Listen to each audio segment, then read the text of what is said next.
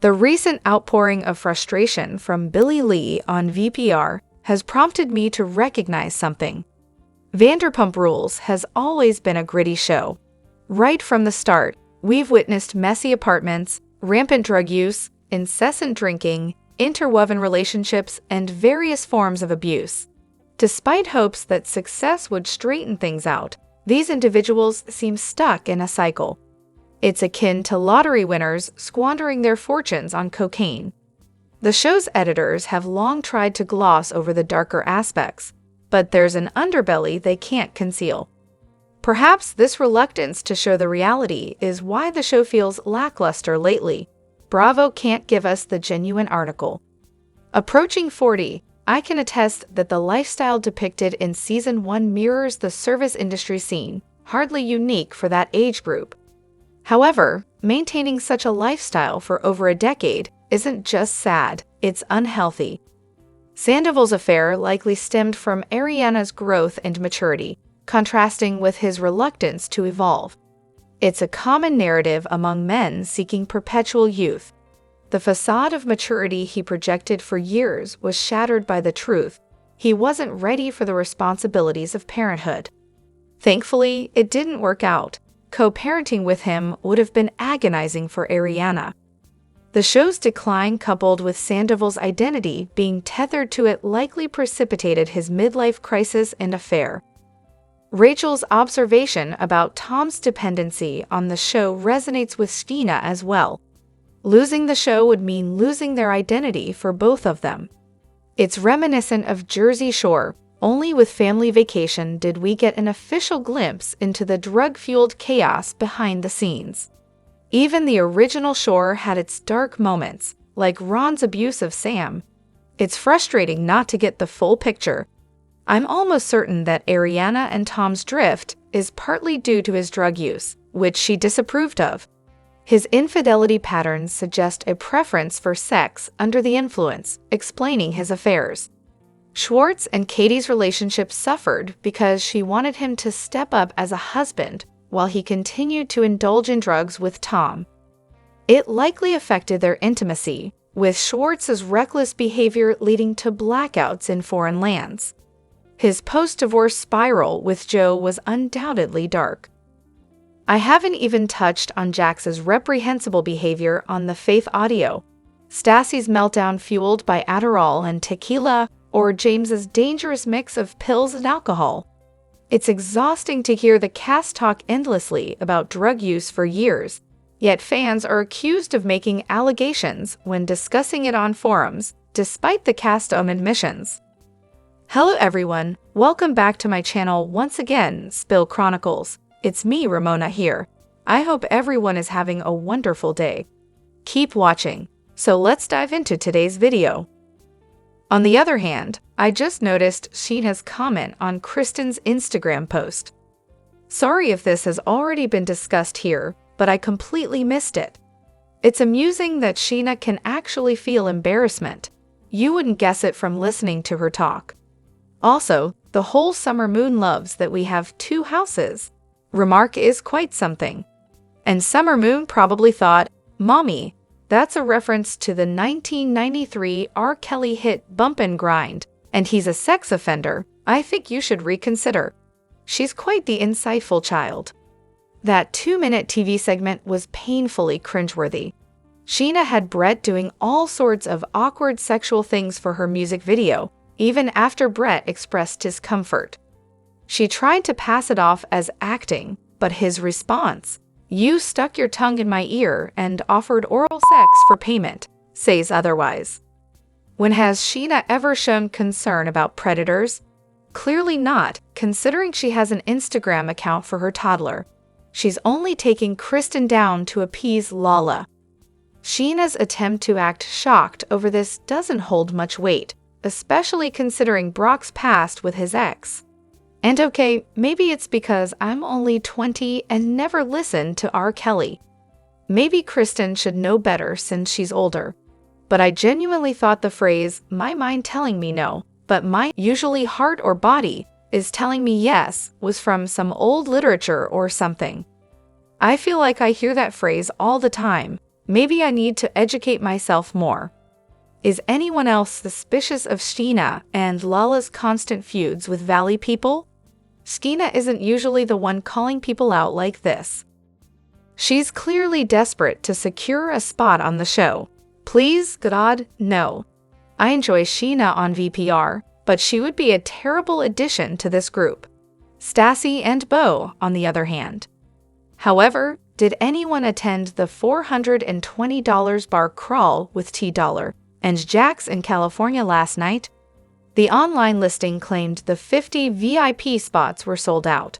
Have any attendees shared photos or videos of this supposedly epic event? Schwartz only posted about the goodie bag, which included a basic canvas tote, 3 canned drinks, alcohol minis, a bottle of his poorly reviewed whiskey, and an unattractive trucker cap. It seems the $420 fee didn't translate into quality. Any bathroom escapades by Jax? Was there a diaper-changing incident on the gazebo bar's serving surfaces? Did anyone end the night with an unexpected souvenir? I'm curious about the reviews.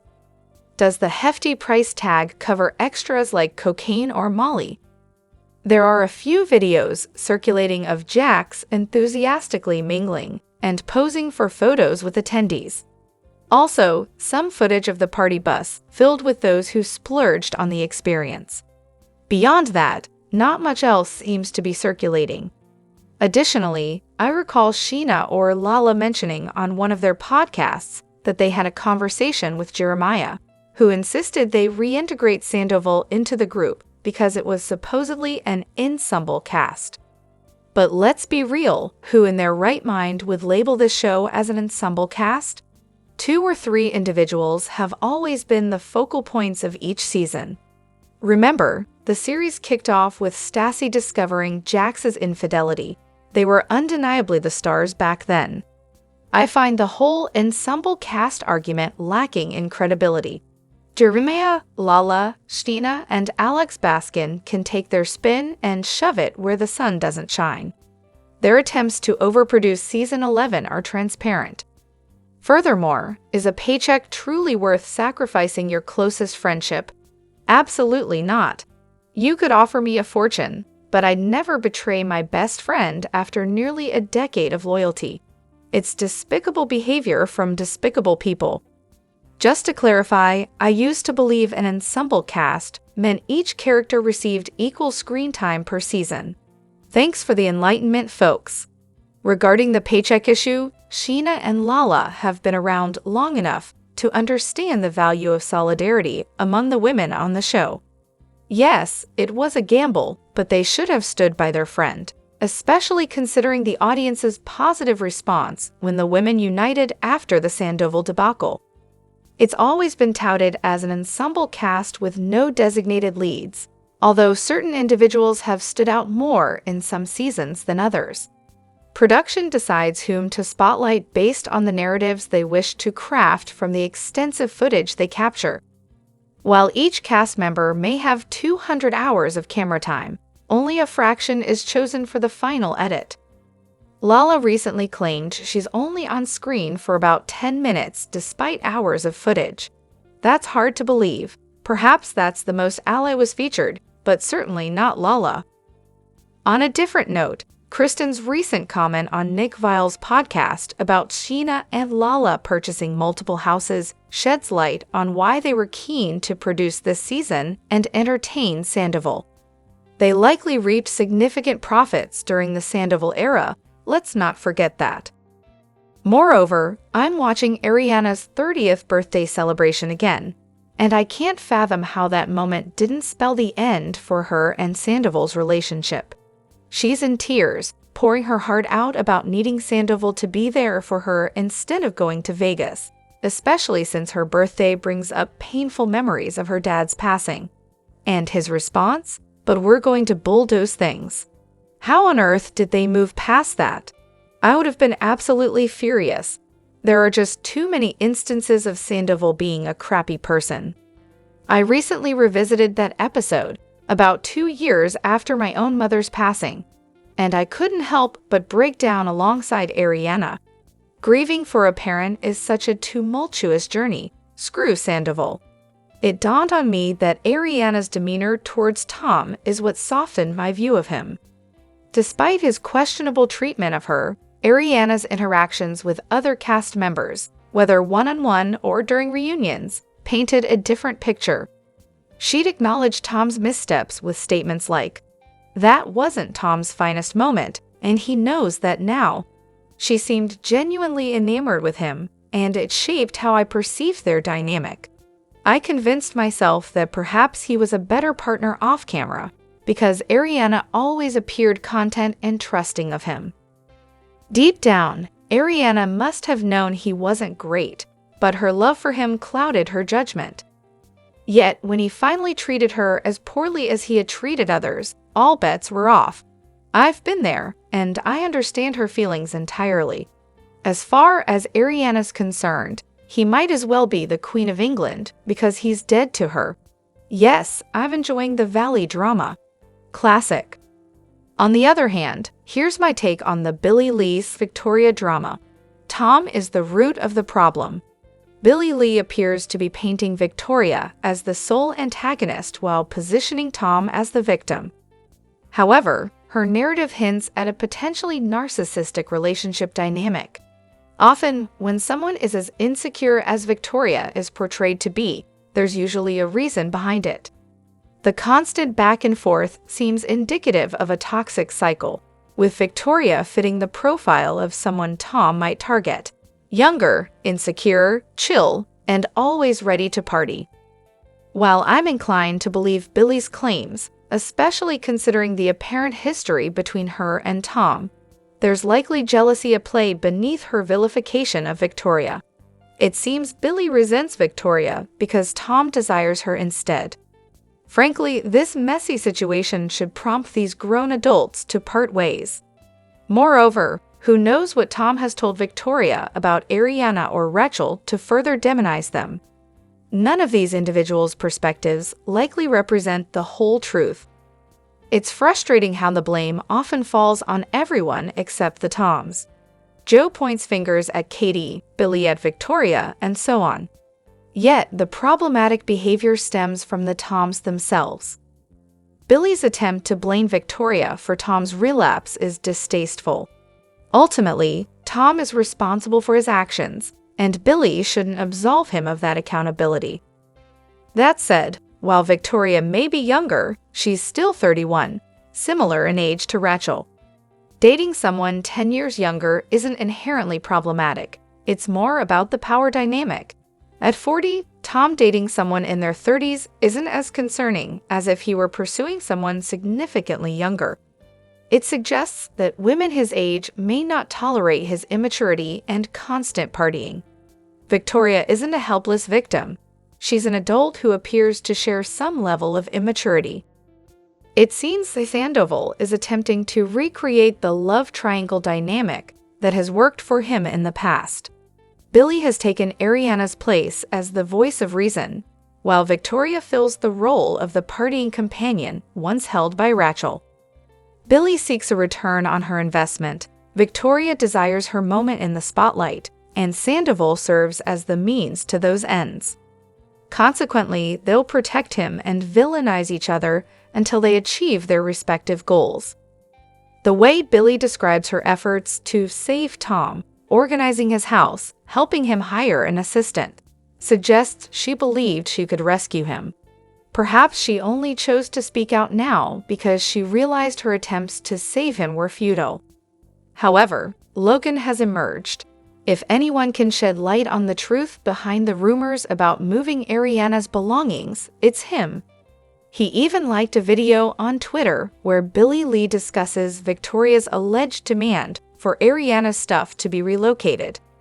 It's bizarre, but I actually worked alongside him at a pizza joint in St. Louis back in 2011. Later on, he tended bar at my local spot, Sasha's, around 2014. Given our shared connections in the restaurant scene, I tried striking up a conversation with him about mutual friends, hoping to bond, but he came off as somewhat insincere and aloof. We need to shake things up and bring in the friends for season 12. They're the kind of delightfully messy characters I crave. In an interview, Adam mentioned being friends with Logan. Why didn't he reach out to him before the interview? What a sloppy oversight. I hope this messy saga continues. If Victoria had any respect, she wouldn't be hanging out at the house Ariana still shares with Tom. She should encourage him to visit her place instead. I wouldn't set foot in another woman's home where she's still residing, even if they're broken up. It's irrelevant if Ariana happens to be away. Ariana and Dan opt for an airman when he visits her. Additionally, here's why I'm inclined to believe Billy's side of the story. During a recent visit to Schwartz and Sandy's for a watch party, I encountered Victoria, and her behavior was concerning. She seemed heavily intoxicated and possibly under the influence of drugs, exhibiting erratic behavior like grinding on friends, attempting to make out with Schwartz's girlfriend, and climbing on boots while screaming along to songs. While wild nights are common, considering the high-profile nature of Tom and Victoria's relationship, her behavior seemed reckless and out of control. It makes me wonder how she behaves around A-list celebrities. She appears to be a liability. I'm skeptical about her relationship with Leo. They were spotted together leaving a birthday party in 2016, but it's unclear if they actually dated. During the reunion, Tom seemed even more off than usual, making crass jokes under his breath, possibly indicating he was under the influence of something. There was a bizarre incident involving a Brazilian model who staged a picture with Leo, claiming to be his girlfriend, but it was later revealed to be a publicity stunt orchestrated by the model and a photographer. Despite not being a fan of Billy, I find her claims credible. She mentioned Victoria's apparent unemployment, which contrasts with most models who constantly share their recent work on social media. Victoria's Instagram features a selfie from January 2023, raising questions about how she supports herself financially, especially considering the lavish lifestyle and partying. There are glaring signs of drug misuse, evident in Tom's physical appearance, oily skin, bloated face, and Ariana's concerns about his drug use, as evidenced by her checking his phone and location. Tom's obsession with getting high on mushrooms and his reluctance to abstain from alcohol for a simple sperm test further suggest long-term substance abuse. Rachel's parents expressing concerns about her health and considering rehab before the scandal emerged indicates deeper issues, especially considering they admitted to using drugs together. Whether it's addiction or not, there's a clear lack of duty of care from the production team, highlighting the need for better support and intervention for the cast members. Moreover, when do you think Lisa Vanderpump will pay a visit to the sandwich shop? It's been a while, and there's been no sign of her popping in to support the girls. Given its proximity to SUR, it's surprising she hasn't shown up yet. Perhaps she's avoiding it due to the Penny incident, but it's starting to feel like she doesn't want to offer her support anymore. She didn't make an appearance in Season 10, and instead had the girls bring sandwiches over to SUR after their event ended. This season, she's still a no-show. It seems like she's not interested in supporting the girls anymore, and the feeling might be mutual. Maybe she'll never go, and honestly, I'm not bothered. We all know she doesn't have the best track record of supporting women, so there's no need to pretend otherwise. Perhaps it's best for her to stay at one of her villas or in Lake Tahoe. It seems the audience has moved on from her, and she doesn't have much to offer the cast or the show anymore. Drop your thoughts in the comment section below. Do you agree or disagree? Don't forget to like, subscribe, and hit the notification bell for more updates. Your opinions matter, and I will see you in the next video. Thank you.